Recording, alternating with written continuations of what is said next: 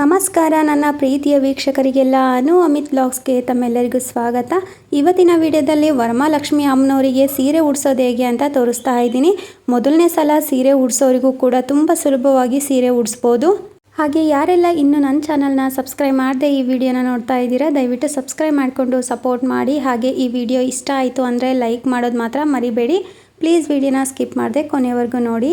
ಮೊದಲನೇದಾಗಿ ಸೀರೆಯನ್ನು ಹರಡ್ಕೊಂಡ್ಬಿಟ್ಟು ನಾವು ನಾರ್ಮಲಾಗಿ ಸೀರೆ ಉಟ್ಕೊಳ್ತೀವಿ ಅಲ್ವಾ, ಆ ಕಡೆಯಿಂದ ನೆರಿಗೆ ಮಾಡ್ಕೊಂಡು ಬರಬೇಕು. ಸೀರೆ ಮುಕ್ಕಾಲು ಭಾಗದಷ್ಟು ನೆರಿಗೆ ಮಾಡ್ಕೊಳ್ಬೇಕು. ನಾನಿಲ್ಲಿ ಸ್ವಲ್ಪನೇ ನೆರಿಗೆ ಮಾಡಿಕೊಂಡು ನೀಟಾಗಿ ಜೋಡಿಸ್ಕೊಂಡು ಬಟ್ಟೆಗೆ ಹಾಕ್ಕೊಳ್ಳೋ ಕ್ಲಿಪ್ಪನ್ನು ಹಾಕ್ಕೊಳ್ತಾ ಇದ್ದೀನಿ. ನೀವು ಒಂದೇ ಸಲ ಬೇಕಾದರೂ ನೆರಿಗೆ ಮಾಡ್ಕೊಂಡ್ಬಿಟ್ಟು ನೀವು ಬಟ್ಟೆಗೆ ಹಾಕೋ ಕ್ಲಿಪ್ನ ಹಾಕಿ ಇಟ್ಕೊಳ್ಬೋದು. ನಾನು ಒಂದೇ ಸಲ ಕೈಗೆ ಜಾಸ್ತಿ ಇಡಿಸೋದಿಲ್ಲ ಅಂತ ಹೇಳಿಬಿಟ್ಟು ಸ್ವಲ್ಪನೇ ನೆರಿಗೆ ಮಾಡ್ಕೊಂಡ್ಬಿಟ್ಟು ಜೋಡಿಸ್ಕೊಂಡು ಬಟ್ಟೆಗೆ ಹಾಕೋ ಕ್ಲಿಪ್ಪನ್ನು ಹಾಕ್ಕೊಳ್ತಾ ಇದ್ದೀನಿ. ಈ ರೀತಿ ಮಾಡೋದ್ರಿಂದ ನೆರಿಗೆ ಹಾಕುವಾಗ ಜಾರೋದಿಲ್ಲ, ನೀಟಾಗಿರುತ್ತೆ. ನೋಡಿ, ನಾನು ಮುಕ್ಕಾಲು ಭಾಗ ಸೀರೆನ ನೆರಿಗೆ ಮಾಡಿ ಇಟ್ಕೊಂಡಿದ್ದೀನಿ. ಈ ರೀತಿ ಎಲ್ಲ ನೆರಿಗೆಗಳನ್ನೂ ಜೋಡಿಸ್ಕೊಂಡ್ಬಿಟ್ಟು ಬಟ್ಟೆಗೆ ಹಾಕೋ ಕ್ಲಿಪ್ನ ಹಾಕ್ಕೊಳ್ತಾ ಇದ್ದೀನಿ. ಈಗ ನೆರಿಗೆ ರೆಡಿಯಾಗಿದೆ. ಹಾಗೆ ಸೆರ್ಗನ್ನು ಪ್ಲೀಟ್ಸ್ ಮಾಡ್ಕೊಳ್ಳೋಣ.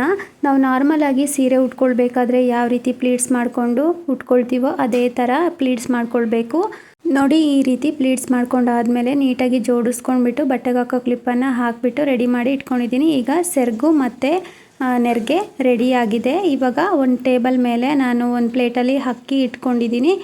ಹಾಗೆ ನಾನು ಬಿಂದಿಗೆನ ಇಟ್ಕೊಳ್ತಾ ಇದ್ದೀನಿ. ಬಿಂದಿಗೆಗೆ ಕಡ್ಡಿನ ಕಟ್ಕೊಂಡಿದ್ದೀನಿ. ಈಗ ಸೀರೆ ಉಡಿಸೋದು ಹೇಗೆ ಅಂತ ನೋಡೋಣ. ನೋಡಿ, ನಾವು ಮುಂಚೆನೇ ನೆರಿಗೆ ಮಾಡಿ ಇಟ್ಕೊಂಡಿದ್ವಿ ಅಲ್ವಾ, ಆ ನೆರಿಗೆನ ಈ ರೀತಿ ಬಿಂದಿಗೆಗೆ ಹಾಕ್ಕೊಳ್ಬೇಕು. ನಾನಿಲ್ಲಿ ಕಡ್ಡಿ ಮೇಲೆ ಹಾಕ್ಕೊಳ್ತಾ ಇದ್ದೀನಿ ಈ ನೆರಿಗೆಗಳನ್ನ. ಆವಾಗ ನಮಗೆ ನೀಟಾಗಿ ನೆರಿಗೆಗಳು ಕೂರುತ್ತೆ.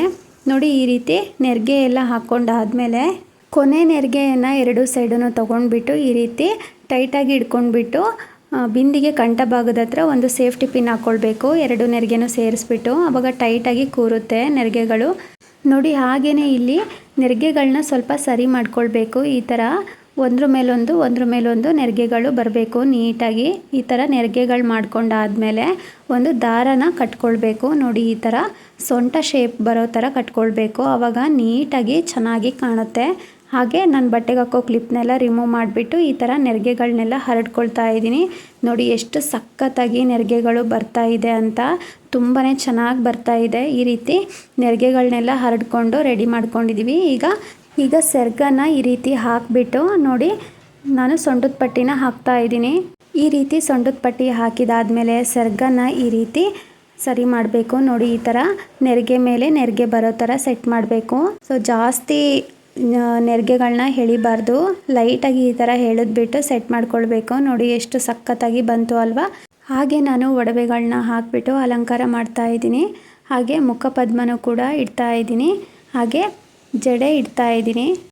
ಸೊ ನೋಡಿದ್ರಿ ಅಲ್ವಾ ಫ್ರೆಂಡ್ಸ್, ತುಂಬ ಸುಲಭವಾಗಿ ಫಸ್ಟ್ ಟೈಮ್ ಸೀರೆ ಉಡಿಸೋರು ಕೂಡ ತುಂಬ ಚೆನ್ನಾಗಿ ಉಡಿಸ್ಬೋದು. ನಿಮ್ಮೆಲ್ಲರಿಗೂ ಈ ವರಮಹಾಲಕ್ಷ್ಮಿ ಹಬ್ಬಕ್ಕೆ ಲಕ್ಷ್ಮೀ ದೇವಿಗೆ ಸೀರೆ ಉಡಿಸುವ ವಿಧಾನ ಇಷ್ಟ ಆಗಿದೆ ಅಂತ ಅಂದ್ಕೊಂಡಿದ್ದೀನಿ. ಇಷ್ಟ ಆಗಿದ್ದರೆ ಪ್ಲೀಸ್ ನನ್ನ ಚಾನಲ್ನ ಸಬ್ಸ್ಕ್ರೈಬ್ ಮಾಡ್ಕೊಳ್ಳಿ. ಹಾಗೆ ಲೈಕ್ ಮಾಡಿ, ನಿಮ್ಮ ಫ್ರೆಂಡ್ಸ್ಗೆ ಫ್ಯಾಮ್ಲೀಸ್ಗೆಲ್ಲ ಈ ವಿಡಿಯೋನ ಶೇರ್ ಮಾಡಿ. ಸೊ ನಿಮ್ಮ ಅನಿಸಿಕೆನ ಕಮೆಂಟ್ ಬಾಕ್ಸಲ್ಲಿ ಕಮೆಂಟ್ ಮಾಡಿ ತಿಳಿಸಿ. ಈ ವಿಡಿಯೋನ ನೋಡಿರೋ ತಮ್ಮೆಲ್ಲರಿಗೂ ಧನ್ಯವಾದಗಳು.